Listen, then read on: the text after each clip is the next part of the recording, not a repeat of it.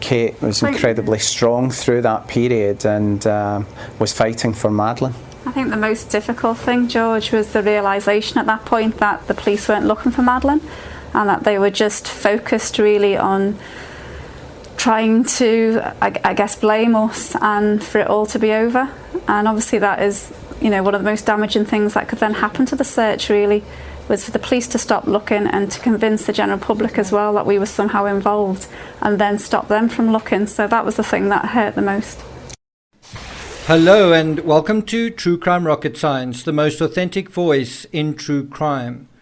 In this episode, I'll be providing a little bit of backstory about where previous searches went, and then I'll be going through some of the on-the-ground footage that I personally took when I went to Praia de Luz, when I visited Portugal in 2019. I'll be showing you photos of where I think the search should be looking.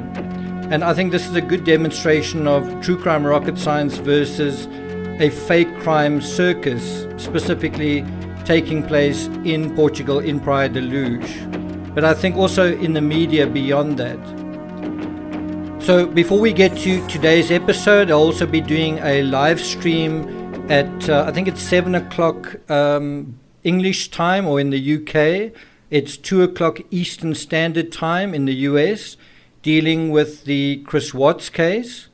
And we'll be going through episode 7 in that live stream, dealing with the very interesting blog post that actually appeared in the discovery of the Chris Watts case. It actually was part of the correspondence of the Colorado Bureau of Investigation agent and Chris Watts' mistress. So I'll be taking you guys through that in the live stream, dealing with the Shakedown blog series, episode 7, as I say, 2 o'clock Eastern Standard Time later today. Before we get to today's episode on Madeleine McCann, if you haven't subscribed yet to the channel, please do. Like, share, leave a comment, and let's get started. Now, we often look at what happened to Madeleine through a sort of one-dimensional rear-view mirror. So in other words, if we're listening to an interview, we are getting a sense of what happened in the past at that moment in the rear-view mirror. And so what I played for you right at the beginning was a interview with the McCanns publicizing their book, Madeleine, that came out very close to Madeleine's 8th birthday. And I think this was broadcast on Good Morning America on ABC around about the 12th of May, right? And the impression you get just from that little clip is that the McCanns always believed that Madeleine was alive and that she was somewhere out there. And it's easy to accept a notion like that at face value, that Jerry and Kate always believed that Madeleine was sort of alive and well, and they never sort of differed from that or deviated from that belief. And yet you had a scenario, it's called Kate's turning point dream. You had a scenario where in around about the middle of July, Kate apparently had a dream that Madeleine was on the Roja Negra, right? And at about the same time that she had this dream, they hired an expert, I guess, or they hired a chap called Dani Krichel from South Africa, who was supposed to be very good at finding people. And essentially his gadget, I always call it Spock's tricorder, was a kind of pseudoscience, and she would later remark in her book that she had no idea how it worked and that they had nothing to lose by using Dani Krichel and trying to find her daughter that way. But ultimately I think they were sort of mocked in a way. The media and certain other people mocked them, doctors, for using this kind of methodology. Krichel ultimately failed in finding Madeleine, he was directing his efforts to the same sort of area as this clairvoyant, to the northeast. In other words, if you in Praia de Luz, it's towards that big hulking mountain and sort of in the same direction as the beach is relative to the Ocean Club. So the beach and then the mountain on the other side of it, that's all on the northeast side of the hotel. And I'm going to be providing you with a couple of maps to give you an idea of what we're talking about here. Interestingly, in her book, she would then counter the story that came out that she'd had a dream, saying actually the first time she dreamt about Madeleine was in September. That was, what she said in the book, that she actually never dreamt about Madeleine in July, nothing about the Roja Negra. And this story was actually something that came out, I think, at trial, and also what the Portuguese cops were saying was that while Jerry was in America, Jerry went and did a sort of a public relations tour in America. Kate sort of had a bad moment, if you want to put it that way, according to the police, and contacted the police and then told them about this dream that she had. And in this dream, she claimed that she saw Madeleine on this Roja Negra and not alive. And so that was almost, as far as the police were concerned, the first admission from them or from her that might be the case. And of course, when you listen to this interview, which is in 2011, which was 4 years later, they sort of maintain that they never deviated from believing that she was alive. Now, if we jump to the present, we are in a situation where a German clairvoyant has apparently made this claim, as far as I know, without actually going to Portugal. I don't know if he's ever been to Portugal, certainly without going to Praia de Luz, basically doing some, something and then, passing his finger over a map and then basically identifying a area of forest 6 miles northeast of the hotel in Praia de Luz, sort of a little bit beyond a small town called Lagos, which used to be a kind of a ferry point in the sort of ancient times between Europe and between Portugal and Africa. They would sort of bring ivory and sort of trade between Europe and Africa through that particular port. And so anyway, it's slightly beyond that port that there's this area of forest where they believe, or he believes, that Madeleine could be, that's where people need to look for her. And so this has now made kind of world headlines. It's certainly all over the news in Britain. If you do a Google search, it's on, Yahoo News Australia, Psychics Bombshell Theory, Entertainment Daily, from the UK, Portugal Resident, talking about the exact coordinates where he thinks that Madeleine could be. The Scottish Sun 15 hours ago, something as well, Lad Bible, and on and on. There's in the Sun, obviously, Yahoo News Australia, I think I mentioned, 7 News Australia, Wales Online, and so on, all about this notion that they should go and search for Madeleine in this woodland, right? Now, I think what a lot of people forget in terms of Danie Krichel's appearance at the scene in the middle of July was that when he obviously didn't find anything, but what he did say to the police on his way out, him being a South African policeman, was he said to the Portuguese cops, you guys need to get dogs. You need to search with dogs. And then he left Portugal, right? And that is exactly what they ended up doing. They took this idea and they then went and got dogs, and we know what the result of that was. I'm not really going to go through that in a lot of detail here. But basically, something like 4 to 6 weeks later, after Danie had left, the dogs came along and changed a lot of what the police certainly knew and thought at that time, right? Now, before we get to my research, I think something that's also very important to bear in mind is if you look at Kate's book, Madeleine, there's a graphic in that book that basically shows a map of Praia da Luz.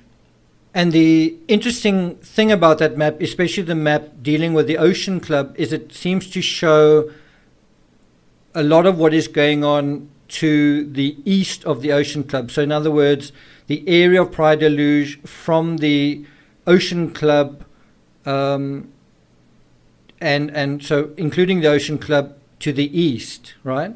So in other words, the area of the Smith sighting isn't even included on this map, right? It basically shows the main road coming down, which is Rua Primeiro de Maio, if I'm pronouncing it right, but it's basically the main road, the main thoroughfare connecting Luz to sort of the highway that sort of comes along the exterior of that area. So it's the main thoroughfare connecting Luz to the highway. Does that make sense? And so there is nothing to the west of that road in that map. The map instead shows all sorts of other things, the Millennium Club, the beach, and, all sorts of things to the east of the Ocean Club. What's also interesting in the kind of graphic of the apartment 5A, it also basically just shows the road to the east of the apartment and the road behind it. It doesn't really go into any further detail. And so psychologically what that's doing is it's drawing you to that side, okay? And then one other thing I want to draw your attention to is the map right at the beginning in the book Madeleine. I'm not showing you any of this because I don't want to get into trouble for doing that, but the map right at the beginning, before the foreword, shows Praia da Luz, and then nothing to the west of it. It doesn't actually show, when I say nothing to the west of it, it shows the rest of the geography, but it doesn't show any place name to the west of Praia da Luz. All the place names are to the east. So you see Lagos, you see Portimao, you see Albufeira, and you see Faro, right? And so in that sense also, it is drawing your attention to the east. And so before we get to, again, my scenario, my explanation, I want to draw your attention to one more thing that is in the McCann Apologia that is drawing your attention to the east, and that is the Tanner sighting, right? The Tanner sighting was supposed to have taken place at 9:15, and it was supposed to be Tanner man walking from the left side of the road on the apartment 5A side to the other side of the road, kind of in the direction of Robert Murat's house, right? And bear in mind that Robert Murat was identified as a suspect pretty early on. He was making front pages of the headlines and people thought this is it. And I think he was only officially cleared as a suspect in 2018. So it took quite a long time for him to actually get out of the crosshairs of the police and the media. But one of the reasons why Robert Murat was initially identified was because his home was due east virtually of the apartment, right? And also because of Tanner man, this person apparently carrying a child, this faceless person that was sort of carrying this child from that point. And of course, that person eventually came forward saying, when I say eventually, it really wasn't that long, a couple of months later, he came forward and he said, "That's me." And, he was a doctor as well, also a doctor staying at the Ocean Club. He showed the clothes he was wearing. He showed the clothing of the daughter that he was carrying. And he said, well, that was me. And the part that is just so ridiculous about all that was Dr. Julian Totman, that's the guy, that was Tanner man. He was actually returning from a creche after dinner, right, with his daughter. And he wasn't walking from the left side of the street to the right. He was walking from the right side of the street to the left, in other words, west. And the street I'm referring to is Rua Francisco Gentle Martins, right? That is the road that sort of runs parallel to apartment 5A. That is the road that apparently Dr. Totman or Tannerman was crossing when Jane Tanner apparently saw him. But of course, he couldn't have been crossing that road to go and fetch his daughter at the creche, because then he wouldn't be carrying her. He was actually returning at 9:15 after dinner, carrying his daughter, having collected her from the creche, and then returning to his apartment, which was almost it was in the apartment club complex, but in I think it was block 5, or something like that, or it was block 4, sorry. They were 5A, I think he was in 4G or something like that, but basically the same hotel complex, right? So I think that's the first thing just to be quite clear about, is why on earth would the Tanner sighting turn the doctor around? Why is he walking away from the hotel with his child when he was actually walking towards the hotel with his child at 9:15?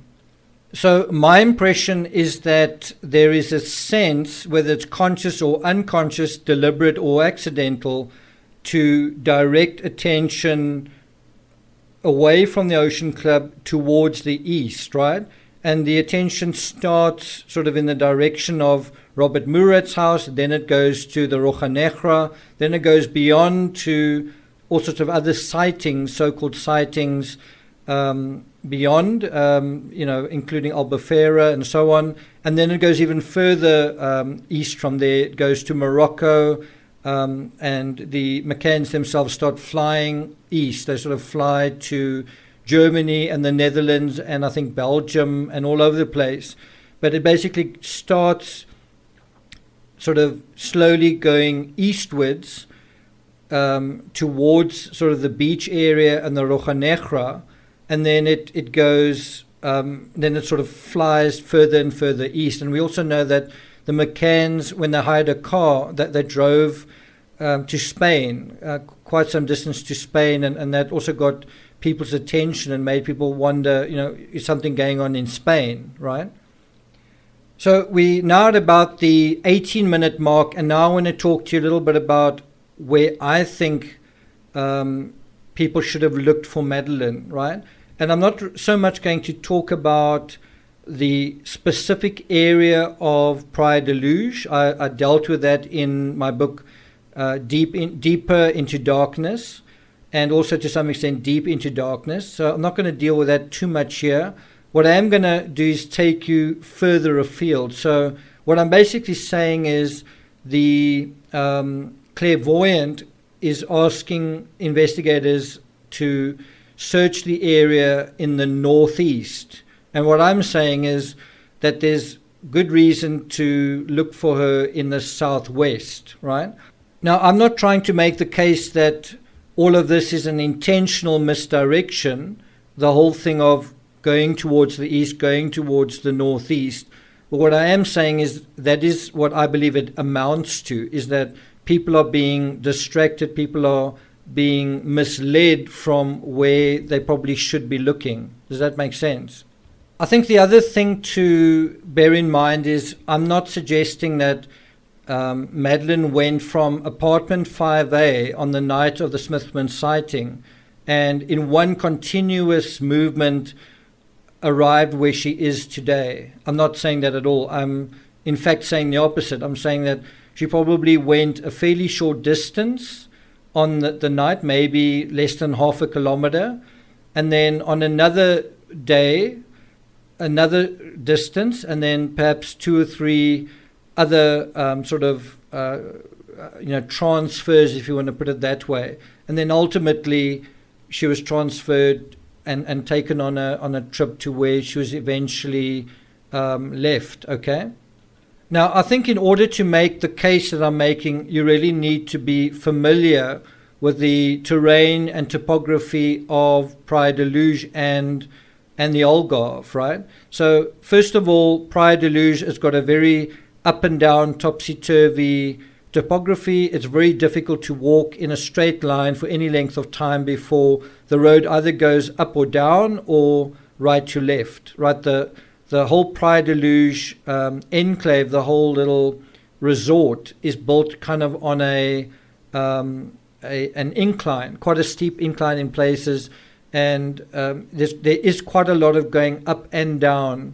Even if you're going towards the beach, you can sometimes be going down and then have to go up again. But there's just quite a lot of that going on. Not only that, if you are at apartment 5A and you're walking west, the road quite quickly tilts up and then also deviates slightly to the one side. So just in that section of road, there's a kind of a deviation. As soon as you get to the side of the hotel, the terrain drops quite steeply, and there's also immediately an area where there's simply no urban fabric. Even today, there wasn't urban fabric then, and there's no urban fabric today. That route that you take to go to the Smithman sighting and beyond it, you go past probably at least 3 or 4 sections where there's simply no construction, where there are some very large open pieces of ground. There's some quite big pieces of open ground, I think slightly to the east of that big road, to the west of the big road, but to the east of the road that Smithman took. And then there's another very big, extensive piece of open terrain to the west of it. And then you reach the coast. And then when you go further along the coast, Praia de Luge sort of scatters and thins out very, very quickly. And that's in sharp contrast to if you're going from that point east. If you go from the church east, if anything, the urban fabric gets denser and denser and denser. And the other thing is, if you go in the easterly direction, on the one side you've got the beach, so you can see for miles, you can just see very far, uninterrupted, what's going on the beach. And if you're not looking at the beach, you can see what is going on the slopes of the Roja Negra, and vice versa. You only get a real sense, you can only really appreciate how uninterrupted the view is, either to the Roja Negra or from the Roja Negra to the Ocean Club when you're standing on the Roja Negra. In other words, someone sort of going up those slopes with someone are going to be seen from miles away, and it's also a very exposed slope, and so it's not a very good scenario. Whereas if you go in the other direction to the west, it's very flat, it's very sparsely populated, and there are a lot of rocks and crags and even wells sort of going all along the beach, on and on and on.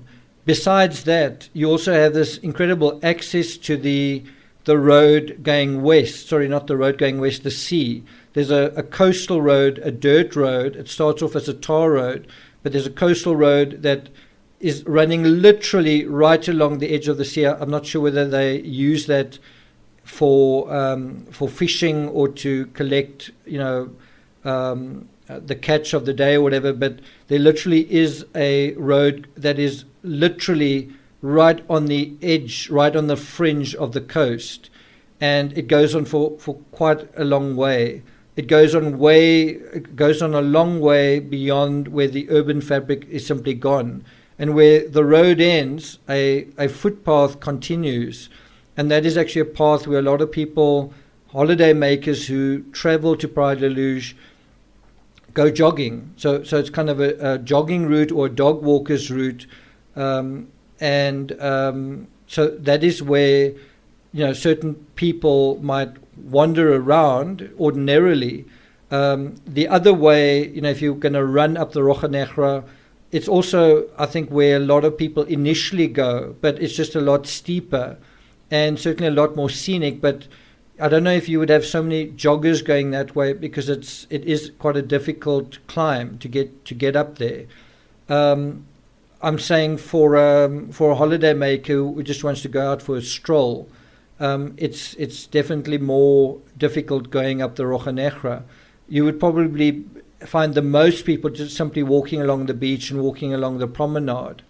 But again, coming back to the maps of Portugal and the Algarve, what you will notice is that it's not only Praia de Luz that actually starts to, I won't say disintegrate, but it starts to thin out to nothing when you go towards the west. In other words, it's the less scenic part of the town. It's also to some extent darker. It's darker because there's more barren terrain and there's less street lighting and all that kind of thing. And there's just a lot more of the natural terrain that's sort of taking over. Rocks and crags and certain idiosyncratic things going on. They're little areas of bush and forest and all that.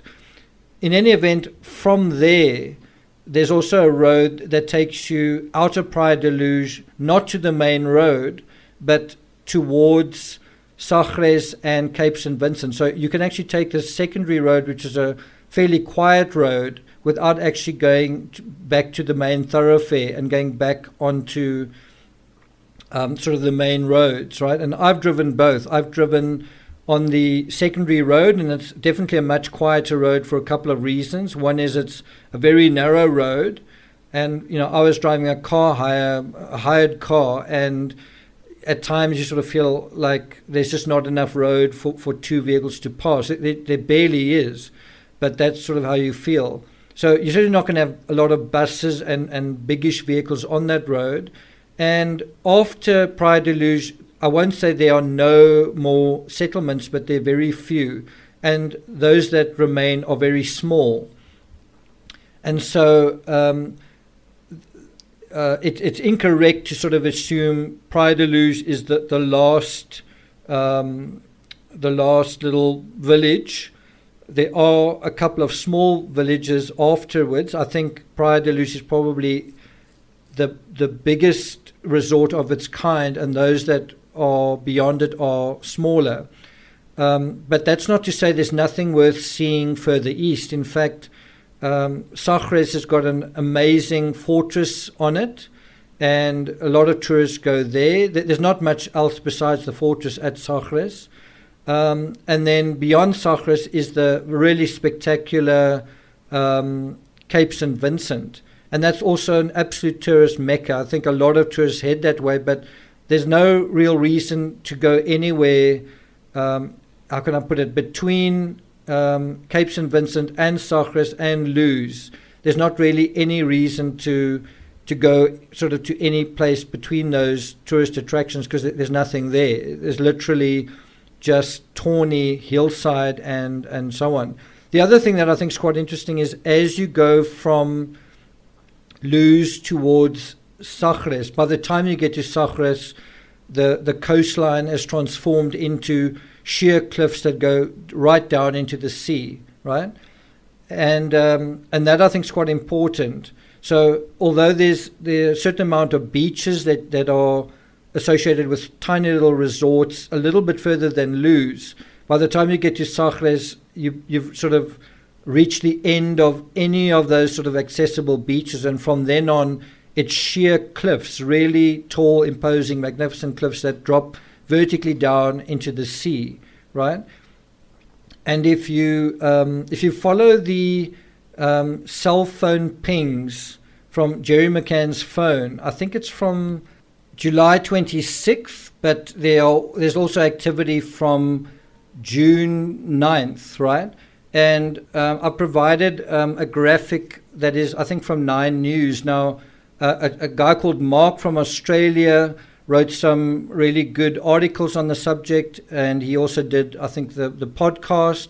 I actually was in contact with him, trying to explain to him what I'm explaining to you guys, but with quite a lot more detail. I mean, I was also trying to explain the Smithman route and some of the logistics and time and other aspects just immediately around the Smithman sighting. Unfortunately, Mark took longer to kind of get his article. He was going to write an article about it. He took longer to do that than I take to write a book, and I eventually just got quite frustrated with it, and I just sort of left it, and I also didn't know that he was going to do a podcast about it. I don't think he mentioned anything about that. But the point being, he's also sort of repeated the cell phone activity that a lot of people know about, that the McCanns, Kate McCann and Jerry, went beyond Luz to the west, and we've got these indications, right? And interestingly, Kate McCann never really refers to Sagres or Cape St. Vincent, even though they spent, beyond their actual holiday, that they spent a number of months staying on after Madeleine disappeared. And there's not a single reference to them ever going to Sagres or to Cape St. Vincent. If you don't believe me, you can search the Kindle book, or you can, go through it. There's just not a single reference to Sagres. There's also not a single reference in the book to Cape St. Vincent. And one would think, in the interest of just a complete search, why wouldn't you go into either those areas, or, even if you were taking a break from everything, why wouldn't you go sightseeing in that area? I mean, there's not even a single reference to Vincent, Cape St. Vincent, in Kate McCann's book on Madeleine, which I think is quite strange, don't you? In any event, when I drove there, and I went there on 2 occasions, once was purely for research, the other was just because it was so spectacular, I wanted to go there again and just take better photos. And I was just quite astonished by how quickly one could get there and get back. I think you could be at Cape St. Vincent and be back at the apartment 5A in terms of driving, I think within an hour, and that's without speeding. I think you could get there to something like 40 minutes or so that it would take you to. And when you look at it on the map, it really looks like it's quite some distance, but it really isn't. It's really quite accessible. So the other thing that is accessible are the sheer cliffs from the road. So in other words, if you're driving, in the same way that the west side of Praia de Luz is very accessible by car, I'm talking about the coastal fringe area is very accessible if you're in a car. The cliffs on the way to Cape St. Vincent, they kind of converge to this main road. In other words, while you're riding on the main road, the cliffs sort of cut inwards, and there are at least 2 or 3 sections where, if you're just ordinarily driving on the road, you come very, very close to these sheer drops straight down into the sea, right? 1 or 2 of them are near Sagres, and the last one is at Cape St. Vincent. What I found very interesting at Cape St. Vincent was the whole sort of scenario there is that a lot of people converge on the area. You can't really get access to the lighthouse itself. And so what happens is a lot of people just drive there. It's one of the most westerly points in Europe. In fact, I think it is. Certainly is the most southwesterly point in Europe. And it's kind of like Cape Point in South Africa. It's just a point that everybody wants to go and see. It's one of the most visited tourist attractions. And so a lot of people, myself included, went there just to watch the sun go down, over these magnificent cliffs and the violence of the ocean below. But what kind of occurred to me while I was watching the sun go down and also watching all the other people is it's completely natural to approach this verge of the mainland, where the cliffs drop down. There are no fences or anything like that. What's quite common is that you would carry a bag with you, and you might have in your bag, you might have some spare clothing, you might have drinks, you might have some food with you. You might be carrying, a baby or whatever on a, on your back, or in some kind of whatever. If you were with children, it's not advised to have very young children in that area because they could simply fall off or fall over the edge. It's kind of tricky terrain. But the fact is that a lot of people try to get to the very edge of it and then watch the sun go down from there. And while I was there were quite a lot of youngsters with, looks like university students, possibly with their girlfriends or tourists. So it's completely normal. It's not strange that someone would go and sit on the very edge there with a bag and some food and sort of just watch what is going on. And I don't think anyone would really notice if something fell off the edge if someone wasn't looking, right? And so I personally believe that is where I think is a better place to look for Madeleine. I'm not saying it's an easy place to look for her, but I think it would be a much more, in terms of true crime, I think it would make sense to look for Madeleine in an area like that than some kind of forest near to Lagos. Does that make sense?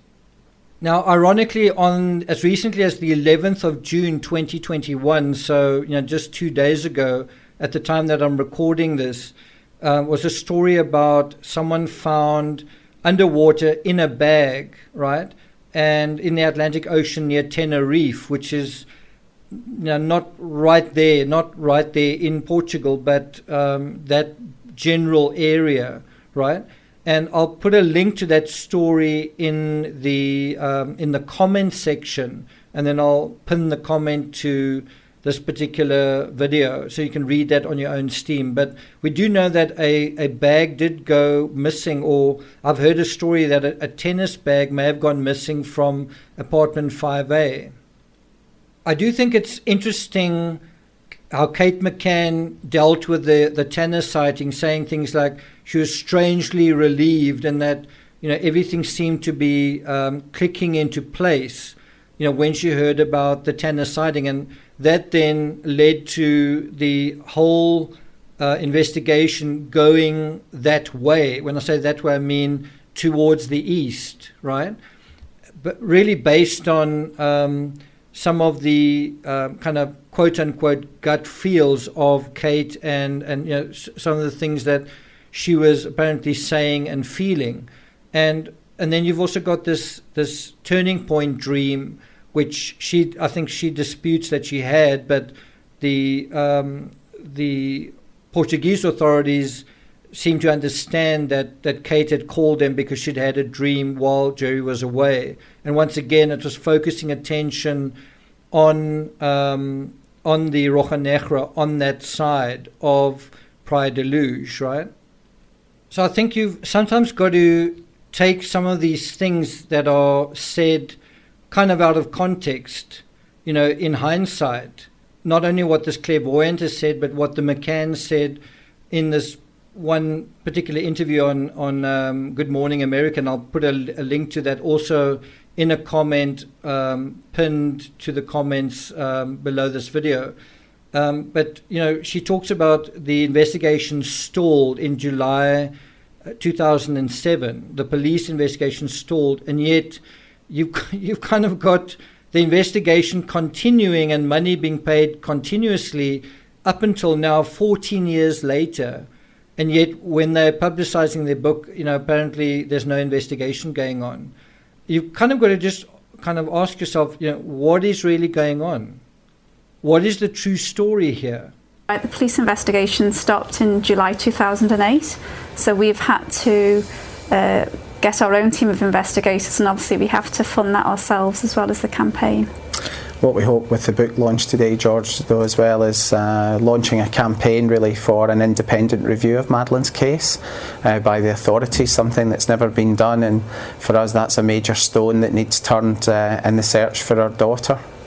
In the book, you base it on the diaries, Kate, that you've kept for Madeleine. It is so raw and honest.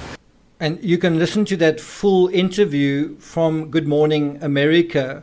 Once again, just a journalist totally pandering to the McCanns. You can listen to that. I'll put a link to that also in the comment under the description. So I'd like to hear from you. Do you think there's something to this clairvoyance approach? Do you think that someone should go and have a look at that? What is your opinion? Is Madeleine still out there? Where should we be looking for her? Well, if you're interested in my research, my assessment, check out Deep Into Darkness, and then the book that was based on me going to Praia da Luz and taking photographs and investigating some of the thoughts and ideas, and going in situ, going to the area where a lot of this played out, then you can go and check out Deeper into Darkness. Thank you for listening, and I'll see you guys next time.